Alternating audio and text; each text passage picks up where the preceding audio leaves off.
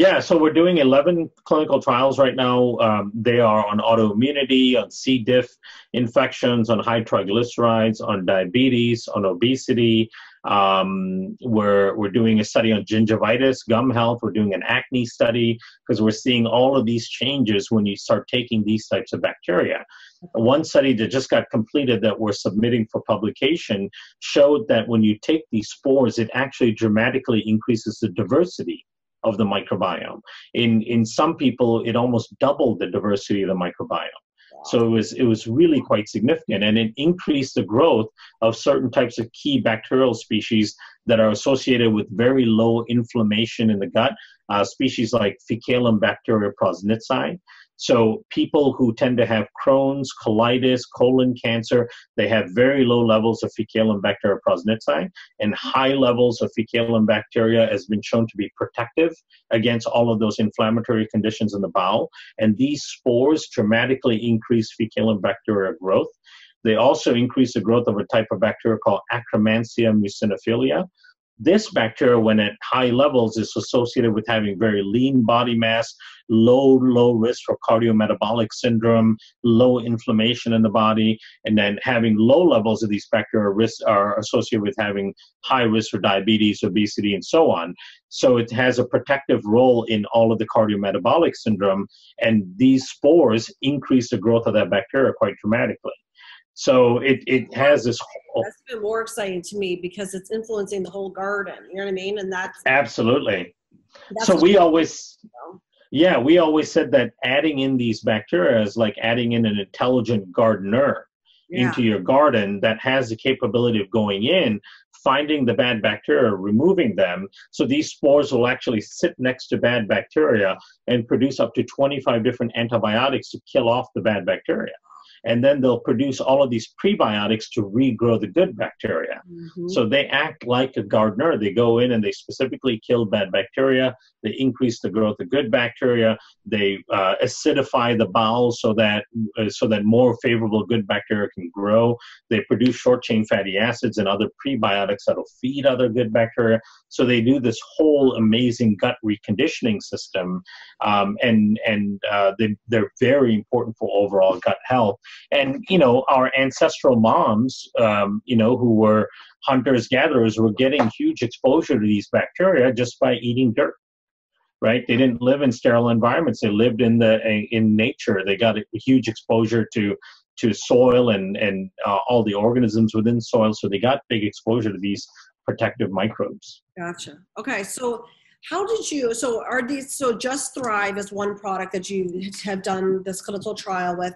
Are all the other ones you're doing with, is that also with Just Thrive, or is it with, because I know you also have Mega Spore, which is a different right one that you have to get through like a doctor or a healthcare provider.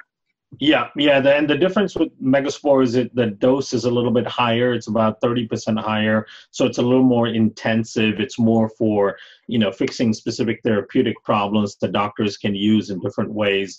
But the studies are being done in that same formulation, what's found in Just Thrive. So all the 11 clinical trials are with those same combination of bacteria. And how did you, are they the same as, because, okay, we know that there's a type that has to be refrigerated that are right. Bifida, bacillus, stuff like that. But then I've heard of soil-based probiotics. That was kind of popular. Right.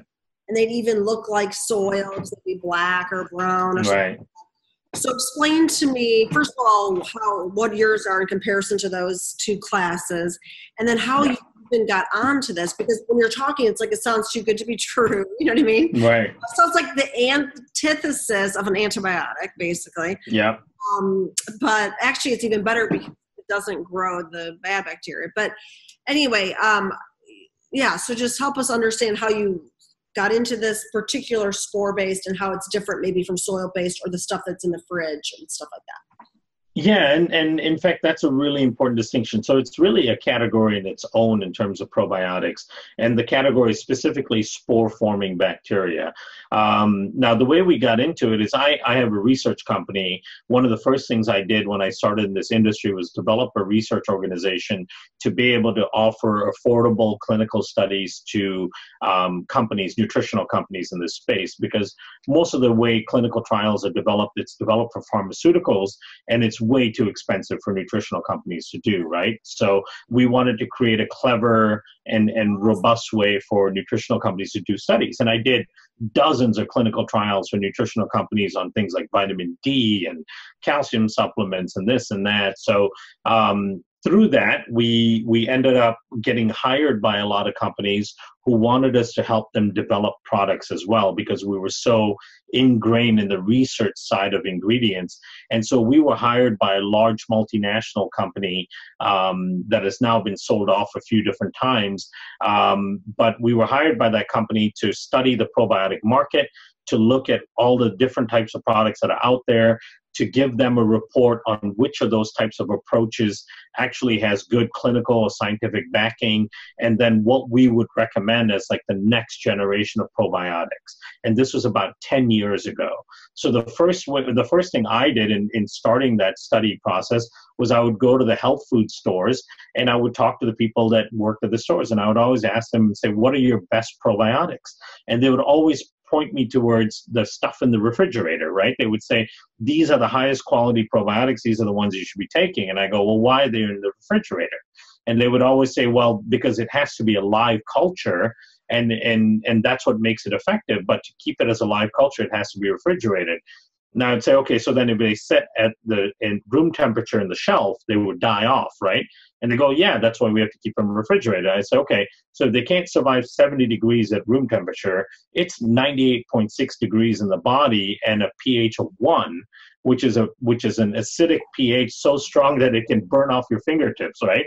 Like, how in the world would they survive that? And no one ever had an answer, you know? And then I was that annoying guy that would call the companies, the 800 numbers of companies, and go, can I talk to one of your scientists? I need to know how these refrigerated probiotics are supposed to survive through the gauntlet in the stomach. Mm-hmm. And no one ever had an answer. And so we started taking these products, doing gastric model studies, and seeing that they're all dying in the stomach anyway.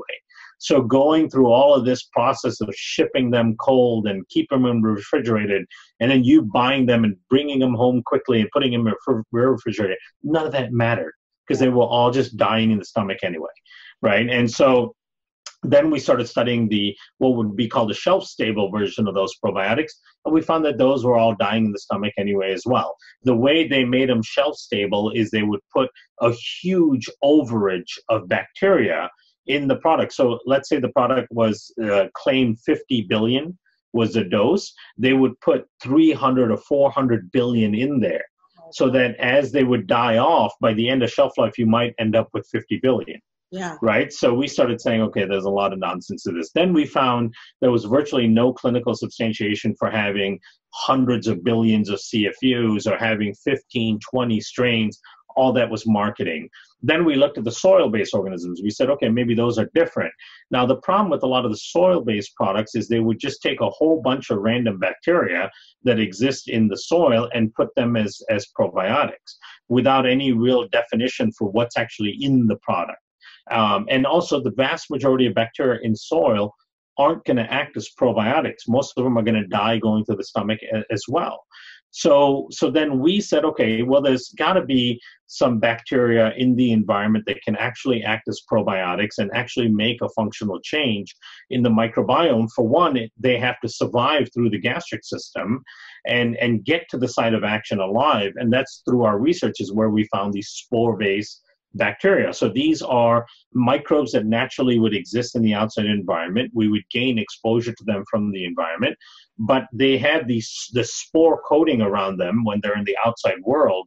That spore coating allows them to naturally survive the harsh gastric environment and allows them to get to the site of action, which is in the intestines.